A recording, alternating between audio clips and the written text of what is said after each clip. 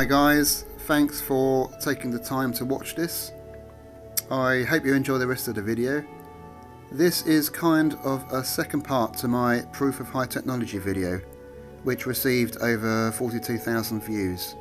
I'll leave the link below.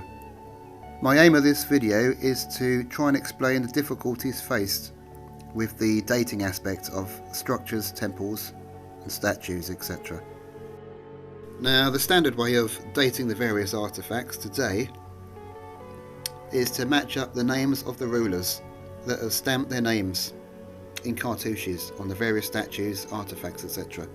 However, over the course of the ancient Egyptian era, lasting over 2,500 years, the rulers, kings, pharaohs have been busy overwriting on previous rulers' names, claiming the artifact was made by them. This is one of the issues, not to mention the fact that the ancients also used blocks from pre-existing collapsed older temples which were incorporated into the newer ones.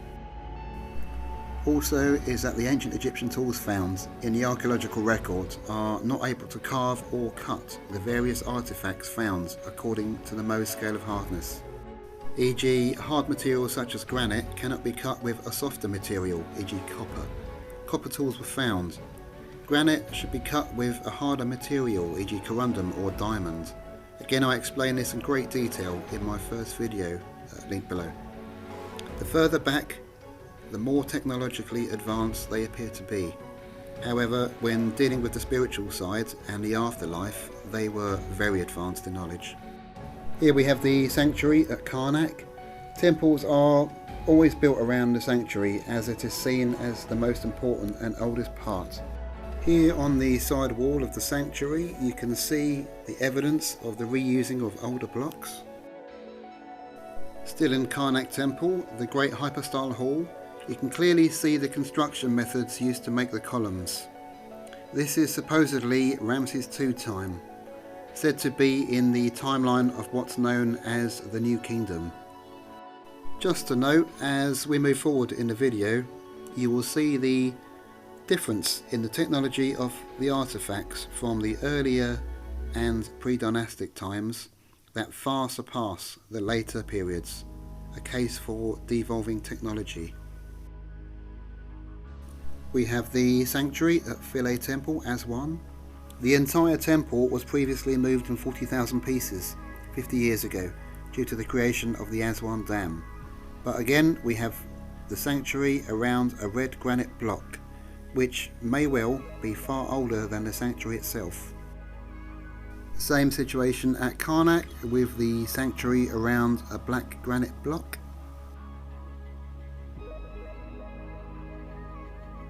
Now, here at the British Museum, and keeping within the Second Intermediate and New Kingdom period, we have a series of wooden coffins or sarcophagi, which are dedicated to the Egyptian royalty. As nice and colourful as they are made of wood, not red or black granite. I prefer to use the term boxes when speaking of the far older sarcophagi, since most didn't have mummified bodies within them. It is also important to note that the boxes, vases and bowls, etc. from the Old Kingdom period and the pre-dynastic times are of a far superior quality. Again, it's necessary to realise that between the Old Kingdom, First Dynasty, and the New Kingdom, it's around 2,000 years. This is not a drop in the ocean. In our lifetime, 2,000 years is quite a long time.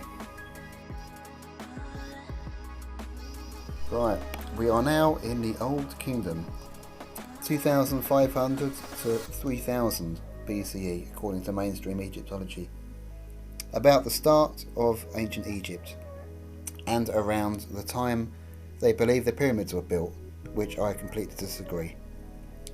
This perfectly angled and cut red granite box is dated to the same time as the building of the Great Pyramid.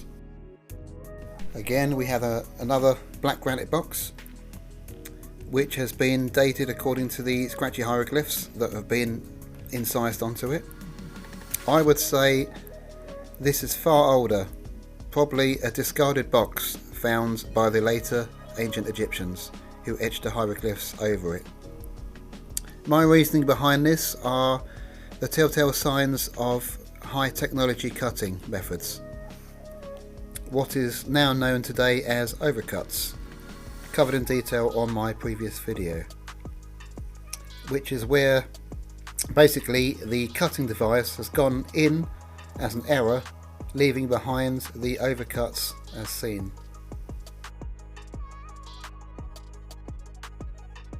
I think it's important for people to understand how hard black granite, red granite, porphyry, granodiorite is to cut. These are some of the hardest rocks on the planet. You don't just cut lines or grooves in 30 seconds. Cutting this by hand takes ages and ages. These overcuts, which can be found across a number of artifacts, are recognised mistakes performed when cutting through this material.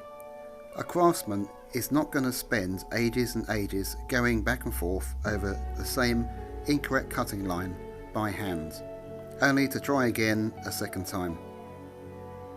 Who would really employ someone like that on site?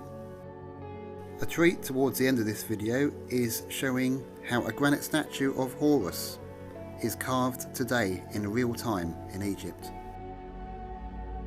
A statue of Sekhmet in the British Museum, and on her right side you see a slight overcut.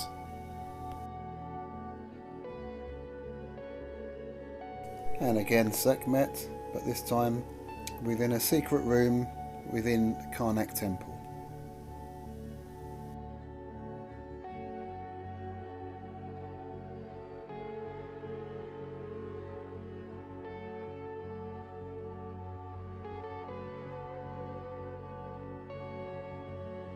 I did cover these on my last video, but ignoring the head of Hathor looking like it's being hammered into it, notice the machine-like precision of how this has been made.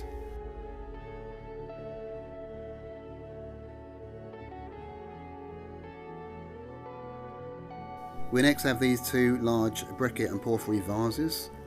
Note how exact the rims are and how precisely they are cut. They both even stand on their bases so exact that this defies all claims that these pre-dynastic finds are attributed to a Stone Age type culture. This is what causes the controversy.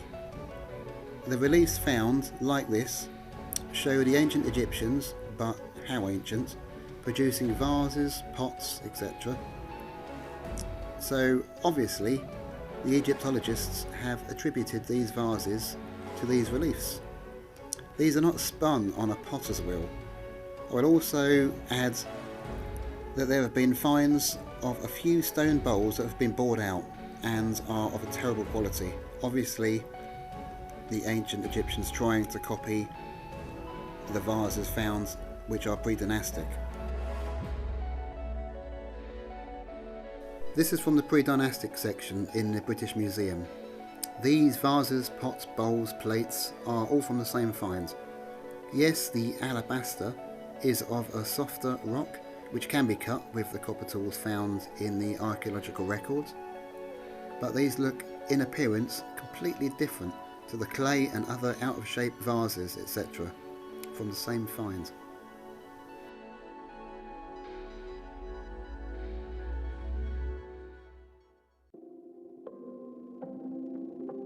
And round the back, as you can see, are the clay pots and vases.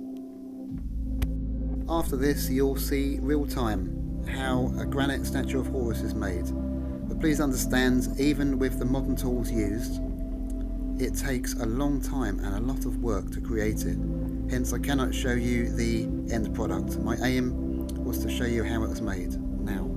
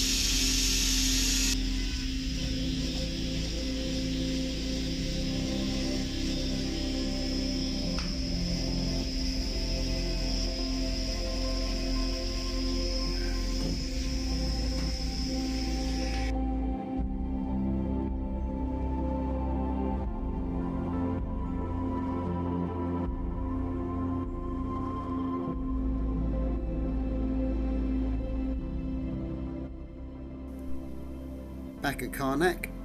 I've left this to the end, and if you can understand the weathering on granite, this will blow your mind.